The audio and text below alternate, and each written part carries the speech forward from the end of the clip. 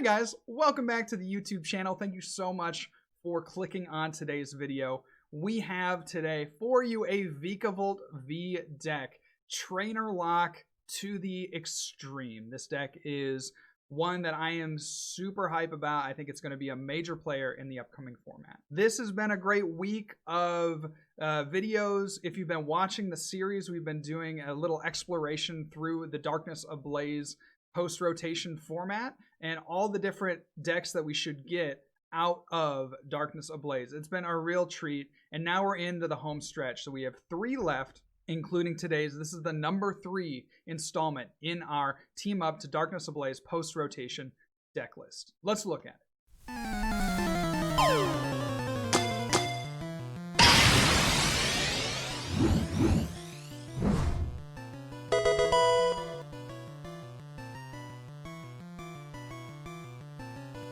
Now, before we get this video kicked off, I just want to say a huge thank you to all my Patreon supporters, but especially Cameron and Vince and Connor. You guys all are amazing. Thank you so much for helping this channel to grow. Thank you so much for supporting this channel, either here on YouTube, what I do over on Twitch, or on the podcast, or any of the other ways that I look to help the Pokemon community and bring this game I love to the people that want to see about it. So thank you guys again so much. If you want to support me, you can go over to patreon.com/flexdaddy. If you just want to do something very free, very low cost, very low maintenance, go ahead and leave a subscribe on this channel. That helps me so much. And if you like these videos and want to see more from me every single day, because they're coming every single day, drop a notification there, leave that bell notification on, and you'll get all those notifications of when these videos go live in the future.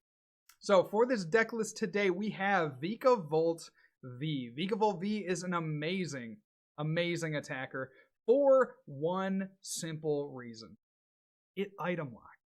Bro, it item locks harder than almost any other card that we've ever seen.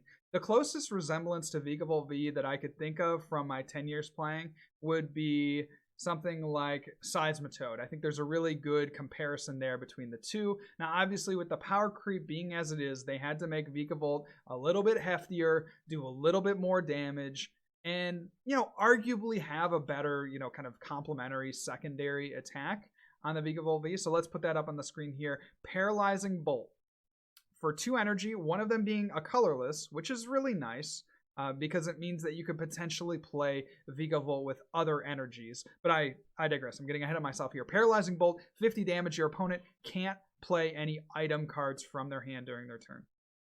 So that is pretty good. Let's look over the great item cards. Quick Ball comes to mind. Turbo Patch, Switch, Crushing Hammer, all the tool cards, Reset Stamp, Air Balloon. The list goes on and on. There are so many good item cards in the format that honestly, Vikavolt should put a clamp down on just about any deck, because as much as you can build a deck to not use items are just so good for facilitating the strategy, and especially as we look into this post-rotation format where we're going to see more Dedenne, we're going to see more Crobat. You need items to get those out and onto your field. You need the quick balls to get those out. You need, in some cases, electromagnetic radar to get those out.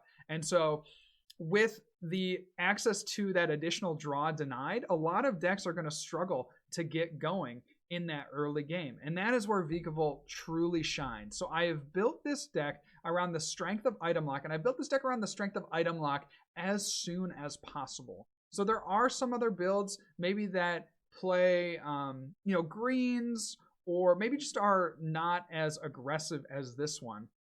But I've tried to go as aggressive as possible, because a turn 1 item lock, if you're going second, is such a big deal, because at that point your opponent hasn't played a supporter, and then they haven't really had the chance to play that many items on their first turn. So Paralyzing Bolt as soon as possible is what we're going for. The second attack on Vikavolt is also pretty good. 190 damage, discard 2 energy from this Pokemon, Super Zap Cannon. Not bad, right? You're one-shotting Eldegoss, you're one-shotting Dedenne, you're one-shotting Crobat, right? So you're taking all these kind of one-shot knockouts, and then, like, if you look at the math from Paralyzing Bolt into Super Zap Cannon, let's just take Eternatus, for instance. So Eternatus has, the VMAX has 340 health, if you hit it 3 times with Paralyzing Bolt and then use Super Zap Cannon, then that's your knockout right there. So Super Zap Cannon, I feel like, is a good enough attack. You don't really need many other supplementary attackers. You could play, Raichu, you could play Coco. We do have a Boltund in here. I mean, you could play those, but it's not really that necessary because I do feel like Super Zap Cannon gets in there. Like, it does enough. It's not the ideal attack because you do have to discard energy, but it does enough damage. And it only costs 3 as opposed to costing 4 or 5. I mean, it's fine. It does the job. It does what it needs to do to kind of close out the game in the end game. We have 3 Dedenne. Those are going to be how we set up. We're going to really rely on Dedenne. And you can see here that I've also included 1 electromagnetic radar, but the Dedennes are how we're going to get going. We want to make sure that we always have access to 1 because on top of our supporter, we're going to want to just draw extra cards. Now, the Dedennes hopefully are not a liability. They shouldn't be that bad when you're, kind of disrupting in the way that this deck can do. So having multiple Dedenne on the field isn't going to be that big of an issue. And I'll even explain a little bit more about why it won't be that big of an issue in a second.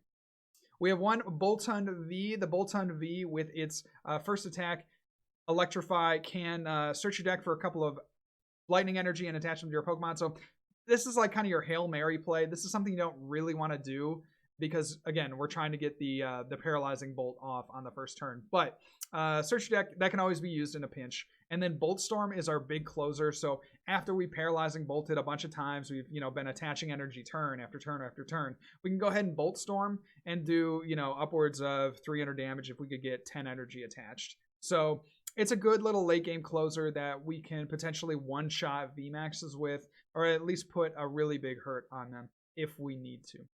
We have 1 Tapu Koko just to get us some energy back in that mid-game, but it can also be used in the early game to facilitate a Paralyzing Bolt, facilitate that Vikavolt V. Makes it a little bit awkward just because you have to have your Pokemon on the bench and you have to have a couple of lightning energy in the discard, but with this list, that is pretty doable. We have 1 Crobat. I originally had 4 Dedenne in the list, but kind of found that as I was playing the Dedennes, I was finding that there were some times where I just needed that little extra draw in the opening turns. And that's where Crobat comes in and does real good work. Is you go Dedenne into a Crobat, and that is just a nice little combo to try to get you that turn 1. We have a couple of different supporters here. Professor's Research, we got 3 Marnie, we got 4 Boss's Orders, 2 Mallow and Lana, and 2 Belelba and Bryson Man. Now the Research and the Marnie, pretty self-explanatory, but the 4 Boss's Orders is a little bit unique. I think that this is the way to go with this deck because you want to bring up things that either have, hefty retreat cost or don't have the energy attached to them or something that, you just want to disrupt the opponent as much as you can. And so the 4 Boss's Orders kind of guarantees that you're going to see one when you need one. We've got those auxiliary supporters in the Mallow and Lana and the Belelba and Bryson Man. Mallow and Lana just to heal your guy, but also a really nice switch card for us. This deck really wants to be able to pivot into different Vikavolts. As Vikavolts take damage, you want to be able to get away from, your active Vikavolt, put the Vikavolt on the bench, maybe heal it up, maybe switch into another Vikavolt. So that's really good. The Belelba and Bryson Man, a big tech for the Eternatus matchup, because if you can Paralyzing Bolt them and then Belelba and Bryson Man them, well, I guess you would do it in the opposite order. But if you can Belelba and Bryson Man them and then follow that up with Item Lock, they're going to be stuck with 3 benched Pokemon. They're going to swing for 120 damage, maybe a little bit more if they can find a few more benched Pokemon. But it's going to be very hard for them to refill their bench turn after turn after turn if you're Item Locking them and reducing their bench down to 3. So that Belelba and Bryson Man, we're not using it for the mill effect at all, and instead just using it for that secondary effect. And that can also help us when we get a Vikavolt to the bench that has taken some damage and we want to clear it off the board. That can be a pretty good way to do it as well. Kind of heal our board, make it so that that damaged Vikavolt is not a threat at the end of the game for our opponent to take out for some easy prize. We've got 4 Quick Ball and 1 E-Radar. Now, again, I'm prioritizing getting a Dedenne. I'm kind of saying, yes, I want to have a Dedenne on the first turn. So how many ways can I get that? Well, you can go 4 Quick Ball and then, up to as many Electromagnetic Radar. That's basically just going to search out our Dedenne. But those 5 ball cards are what is going to get us going. We have 4 Turbo Patch, probably the most important card in the list. So Turbo Patch is the only way outside of a Tapu Koko for us to get our Paralyzing Bolt off. And so we need that ASAP. We need that first turn on, and we just really need to get like 1 Turbo Patch, but maximizing the count to 4 is very important so that we can try, be as consistent as possible in seeing that in the first turn. We have Force Switch to get out of, if we start a thing that we don't want to start and we need to get into a Vikavolt, then we have our switch. And then also, again, if our Vikavolts are taking damage, we want to be able to pivot into a fresh one. We have 4 Crushing Hammer. Now this, combined with the Wondrous Labyrinth, are how we mess with our opponent's energy. Now Crushing Hammer, flip a coin. If heads, remove an energy from your opponent's Pokemon. And then Wondrous Labyrinth just states that the attacks of any non-fairy Pokemon cost 1 colorless more. So Wondrous Labyrinth is just like our counter stadium, and it works against us in a way in that we need to have 3 energy attached to our Paralyzing Bolt Pokemon to item lock. But it works for us in the sense that we are slowing the game down significantly. And so if we can put a Wondrous Labyrinth down at the right time, then it can really stick our opponent's Pokemon. So we have those 2 cards for our Disruption. We also have a Reset Stamp there and Toughness Cape. So we would love to play more Reset Stamp, can only fit 1, but Toughness Cape, attach it to one of your Pokemon, a tool, and increases the maximum HP by 50. So you slap one on a Vikavolt, and all of a sudden it has 260 health. And now we're getting into some really tricky numbers against a lot of decks. It's going to be hard for some decks to one-shot a Vikavolt. And then if you're disrupting their energy and you have a Wondrous Lab down and you're item locking them, then it just gets really hard to get into resources. And you can take knockouts to to mess with your opponent's board. I love this. Toughness Cape is going to give us that survivability that we need, and really combos well with things like Mallow and Lana and Beloba Bryson Man to be able to heal up our Vikavolts and bring them to the bench and discard them. We have 4 Speed Lightning, just a little bit of additional draw, and you can see it behind me. Let me move out of the way. Oh, okay, my chair is in the way. It is 8 Lightning Energy. 8 Lightning Energy. There we go. We got 8 Lightning Energy to round it out. We would love to have as many Lightning Energy as we possibly can in this deck because, again, with Turbo Patch, we need to get the Lightning Energy into the discard to be able to use Turbo Patch. So it'd just be a real shame if we had a Turbo Patch in hand, but no Lightning Energy in the discard.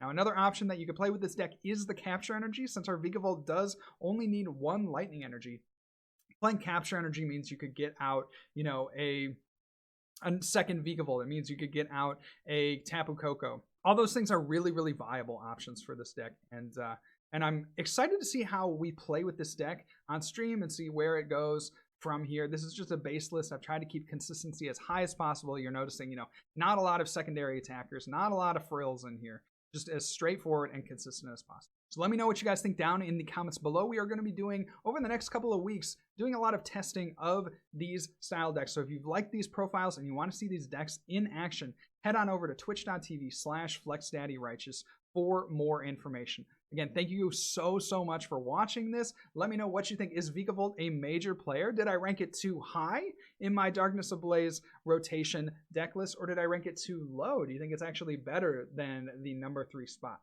Let me know what you guys think down below, and I'll catch you on the next video. Remember, good luck, and also have fun.